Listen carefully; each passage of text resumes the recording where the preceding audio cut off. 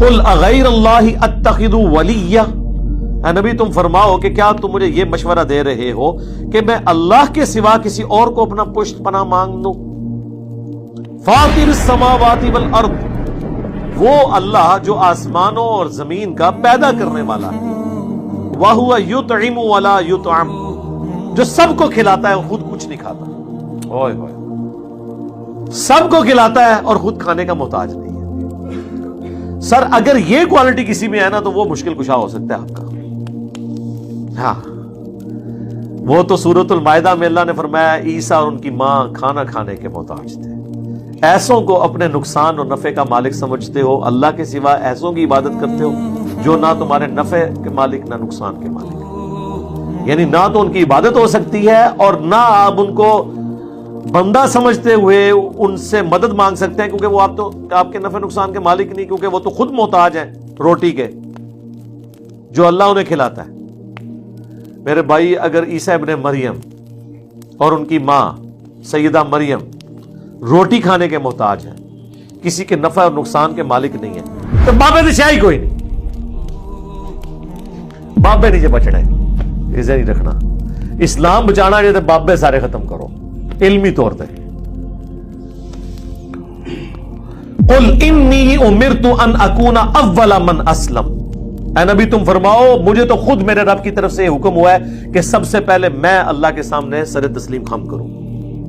لو جی، پیر فقیر بزرگان دین کے بارے میں جنہوں نے کبھی نماز بھی نہیں پڑھی ہوتی، یعنی جن کی بات ہوتی، جو پڑھنے والے ہیں ان کی بات نہیں میں کر رہا، ان کے بارے میں لوگ کہتے ہیں دیکھیں جی نماز ذکر اذکار عبادت تو اس لیے کی جاتی ہے کہ اللہ تک بندہ پہنچے، اور جو اللہ تک پہنچ چکے ہیں ان کو تو ابھی ان چیزوں کی ضرورت ہی کوئی نہیں ہے۔ تو ان سے ذرا پوچھیں کہ رسول اللہ تک نہیں پہنچے ہوئے تھے، جو اس کائنات میں وسیلہ ہیں مخلوق اور خالق کے درمیان ہدایت کا،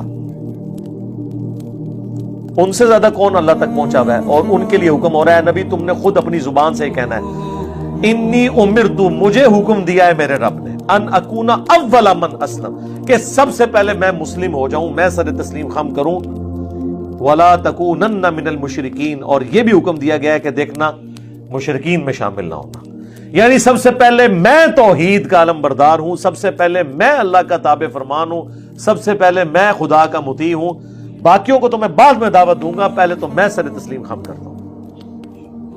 اب مجھے بتائیں اگر اللہ کے نبی کو یہ حکم دیا جا رہا ہے کہ آپ نے یہ کہنا ہے کہ میں نے شریعت کی پابندی کرنی ہے، میں نے اللہ کے سامنے سر جھکانا ہے، میں نے اللہ کے ایک ایک حکم کی پیروی کرنی ہے، تو بابے شاہی کوئی نہیں،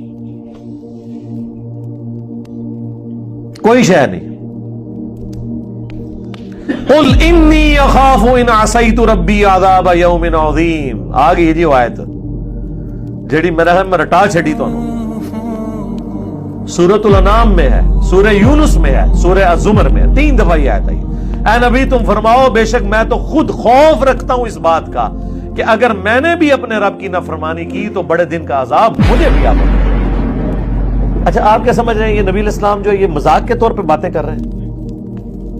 مطلب مجھے تو یہی لگ رہا ہے، یعنی جو ایٹیچیوڈ ہے یہاں پہ لوگوں کا، کوئی کہہ دے گا جی ایویں بس اتو عاجزی دے طور تے سانو تعلیم کرنے واسطے، تسی تعلیم تے کوئی نہیں پکڑی، تواڈے بابے نے تے کوئی تعلیم نہیں پکڑی، نہ وہ نماز پڑھتے جے نہ وہ دین دے اوتے چلدے جے، وہ تو اپنی عبادت کرواتے ہیں، وہ تو کہتے ہیں آپ ہمارے مرید ہو جائیں ہم جنت میں لے جائیں گے۔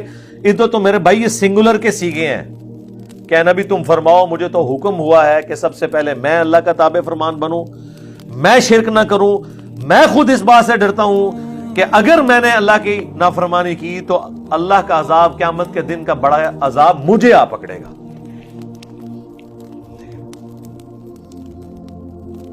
اندازہ کریں، میرا خیال ہے دنیا میں اگر سب سے بڑی کوئی مثال دی جا سکتی تو یہی تھی نا، یعنی اللہ کی مخلوقات میں کوئی رسول اللہ سے بڑھ کر ہے کہ ہم جس کی مثال پیش کریں اور ان کو یہ یقین آئے کہ بابے تشائی کوئی نہیں، رسول اللہ سے تو بڑا کوئی نہیں ہے نا، تو باقی لوگ کس کھاتے میں بیٹھے ہوئے ہیں؟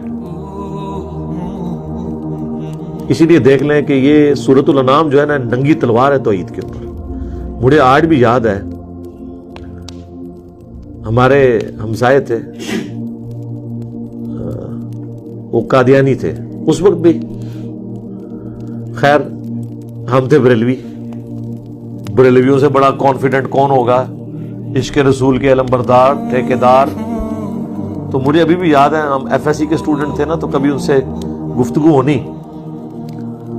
ختم نبوت کے حوالے سے یا اس طرح، وہ کہتے تھے بیٹا اس بات کو آپ چھوڑ دیں، آپ لوگ تو مشرک ہیں، آپ تو اللہ کا تعارف نہیں آپ لوگوں کو، رسول اللہ تک تو بعد میں بات ہوگی. اچھا جب میں نے کئی سالوں کے بعد یعنی 2008 میں نے جب قرآن پڑھنا شروع کیا، سورۃ الانعام میں نے پڑھی نا، وہ تو میرے کانوں سے تو دھواں نکلے نا. میں نے کہا یار یہ تو ابھی سٹارٹ ہوا ہے سرکار، یہ آج دیکھیں کون کون سی آیتیں آتی ہیں، یہ آج جتنی آیتیں آ رہی ہیں نا، یہ آپ صرف ان کا ترجمہ جو ہے نا یہ پبلک میں بیان ہی نہیں کر سکتے، کاٹ کے رکھ دیں گے. وہ کہتے ہیں نا کاٹ کے رکھ دیں گے، کاٹ کے رکھ دیں گے تو اس وقت مجھے یاد ہے انہوں نے مجھے کہا تھا کہ بیٹا سورۃ الانعام کا بھی آپ نے ترجمے سے پڑھنی ہے، پھر بتانا ہے کہ آپ لوگ مسلمان بھی ہیں کہ نہیں.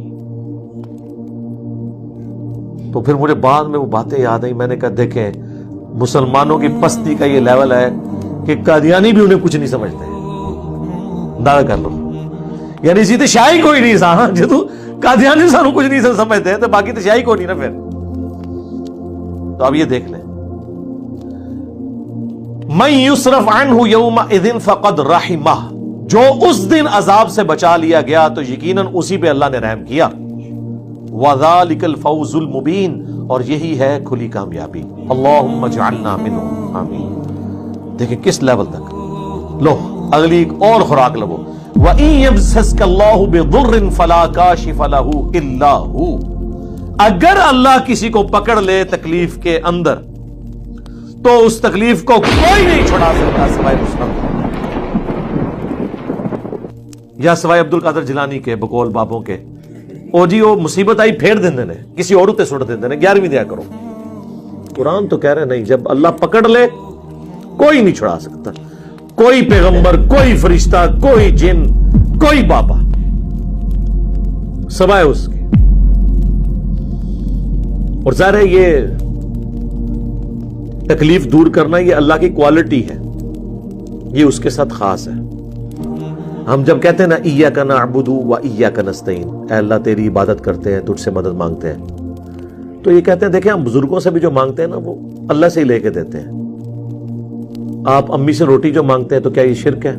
اس کا ہم ان کو جواب دیتے ہیں کہ میرے بھائی یہ تو اسباب ہے، ان کا قرآن میں حکم ہے وَتَعَاوَنُوا عَلَى الْبِرِّ وَالتَّقْوَى وَلَا تَعَاوَنُوا عَلَى الْإِثْمِ وَالْعُدْوَانِ، نیکی اور پرہیزگاری کے کاموں میں ایک دوسرے کی مدد کرو، برائی میں الگ رہو. وہ کہتے ہیں ٹھیک ہے، لیکن اب دیکھیں جو بزرگان دین ہیں وہ بھی اللہ سے ہی لے کے دے رہے ہوتے ہیں، پیچھے اللہ ہی ہوتا ہے. اللہ نو پیچھے کر دو، ہاں کر دو پیچھے. او اسی کہنا یار قرآن حدیث دی پیروی کرو، کہتے ہیں اصل میں ساڈے بزرگاں اور اماماں نے بھی قرآن حدیث دسیا، پیچھے نبی علیہ السلام بھی نے، نبی بھی پیچھے، اللہ بھی پیچھے. وہ مندسو پیچھے کے رہ گئے تواڈے پلے. جو مسلمان اللہ رسول کو پیچھے کر دے اور بابے اور بزرگ آگے لے آئے تو وہ اپنے ایمان کی فکر کرے. پھر ہم انہیں سمجھاتے ہیں کہ دیکھیں بارش اللہ برساتا ہے لیکن ڈیوٹی فرشتوں کی، ہم مانگتے کس سے ہیں؟ اللہ سے. فرشتوں سے مانگیں گے تو مشرک ہے. وہ کہتے ہیں یہ ساری باتیں آپ کی ٹھیک ہیں، لیکن قرآن میں یہ تو آیا کہ اللہ ہی سے مانگتے ہیں، یہ تو نہیں آیا کہ کسی اور سے نہیں مانگتے.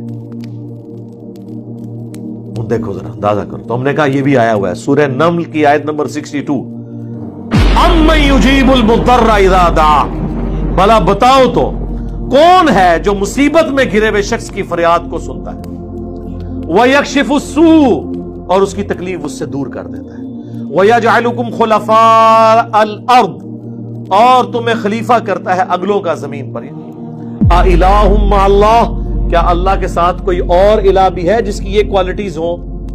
قلیلا ما تذکرون، لیکن نصیحت بہت کم ہی حاصل کرتے ہو. کون سی کوالٹی؟